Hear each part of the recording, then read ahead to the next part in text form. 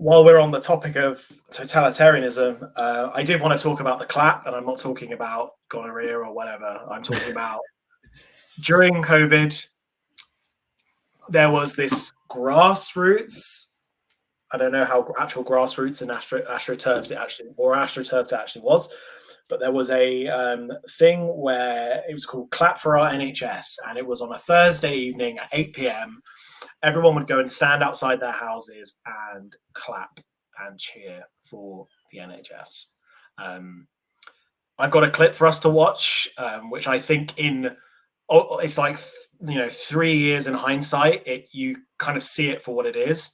I don't know what I mean, I don't want to dox you too much, but I believe you were still living in the UK when the shit was going down.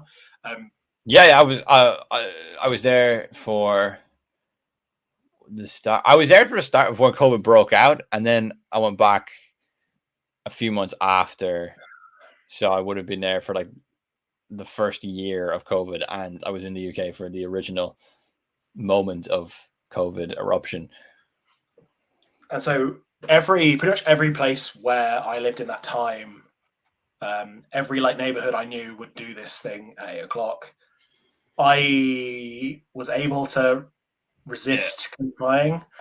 So for me, it was a little like the very overt comparison is it reminds me of like a Stalinist clap. Like there's this story from within the Soviet Union where Stalin gave a speech one time and there was a standing ovation of about 11 minutes because everyone was too scared to be the first to stop clapping.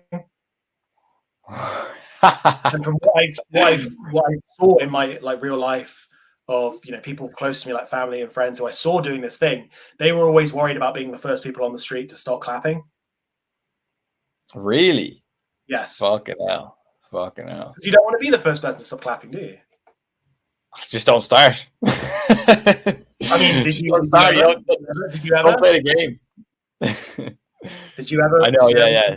Well, I don't know. Like, if you're I mean, like, we're entering a very paranoid, weird society. If people are worried about not like being the first to stop clapping, like that is pretty crazy. Well, yeah, I mean, it's got the same moral and panoptic link to it as people getting worried about saying something that's too edgy or whatever, It's funny social media accounts to be tied to their actual person and all this sort of stuff, But like that is funny because that does show you, like, so for example, China's social credit system. I don't know a lot about it, but it seems like it's designed to basically hinder your ability to get a loan or fly a plane or something. But I wonder if they have a kind of psychological sensibility where they're like, oh my god, my social credit score is lower than yours, I'm ashamed, because like we don't have the formal credit score. But if people are literally worried about like being the first to stop clapping, that shows you how psychologically like there's already a credit score kind of exactly, yeah. Brains. I think that the thing about China and a very overt and digitized credit score is that in a way, some people kind of see through that and see, oh, well, someone has got a good credit score. It doesn't make them inherently a good person. Everyone in China kind of knows that the stuff is bullshit in a way. I think it's more insidious to have a socially distributed like credit score, Yeah, where people actually believe, oh my god, I stopped clapping first. I bring shame upon my family. That's way worse. You didn't answer my question. Did you ever clap, Raymond? Oh, sorry. No. I was in my flat, and I just was in my room, and then I just heard like loads of shit going out the windows, and I was like, "What the fuck is that?" And I remembered, oh, there's a clappy thing going on, and I didn't join in. I just stayed in my flat. So yeah, I've got this this news clip, which is, I mean, with years of hindsight, it is what it is. But I'd be interested to see what you think of it, and yeah, just interrupt if you want to pause it or anything like that.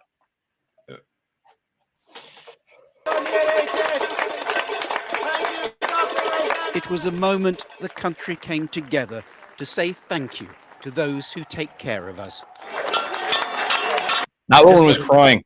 Yeah, that's something I wanted to point out, and it was actually in my intro. Yeah. To those who But yeah, it's weird. But again, this is the thing: is like it's like, you know, when you see the clips of the people in North Korea and they're, you know, they're visited by Kim Jong-un or something, and they all have to cry. Yes. Show how much they appreciate the great leader visiting. Like, this shit is like not far off. No.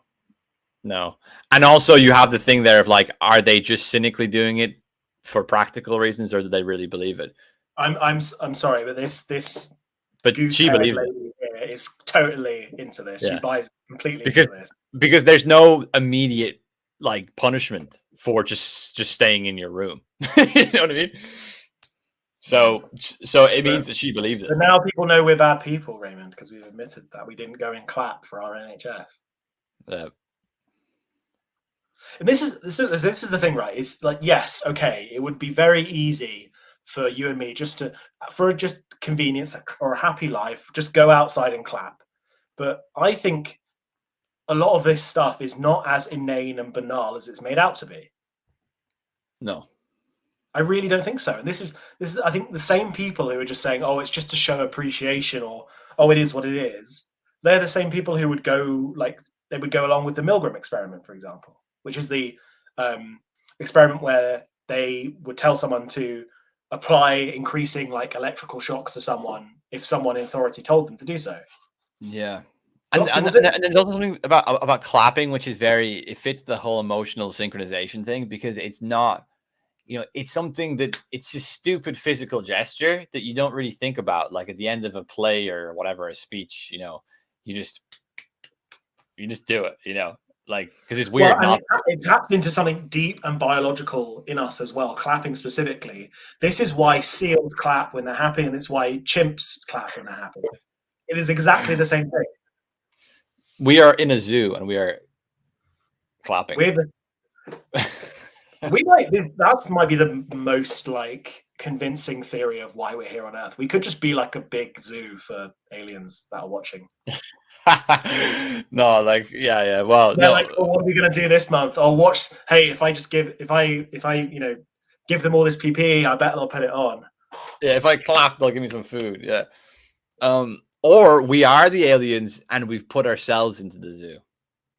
That is unfortunately what I think likely. It's probably the more realistic thing, yeah. But yeah, the look on this woman's face though right now is incredible. It's just pure, like, earnest. I feel sorry for her. Oh yeah, on like a deep level, I feel sorry for her. But her immediate presence, I'm just like, stop it, like, just stop, calm down, Mrs. Take care of us. Oh yeah, that pot thing came from protests originally. It didn't come from. Right. Yeah, it is. It is. Definitely has its roots in that. Yeah, 100%. So they've twisted a protest into a celebration of the state. Yeah. Yeah. Families who had spent the day indoors stepped outside briefly to let the NHS workers know just how much they're appreciated. We're very, very thankful for everything you're doing. From the capital to the streets of Birmingham, the message was the same. One thing, so this news report, like most news reports in the UK, falls afoul of pretty much just showing urban areas, because that's the only places where the people live. But I can tell you for a fact that this happened in rural areas as well. Okay. And this building is dystopian already. Yeah, all these people are outside of their pods. Look. They're all outside of their pods and they're having a little clap.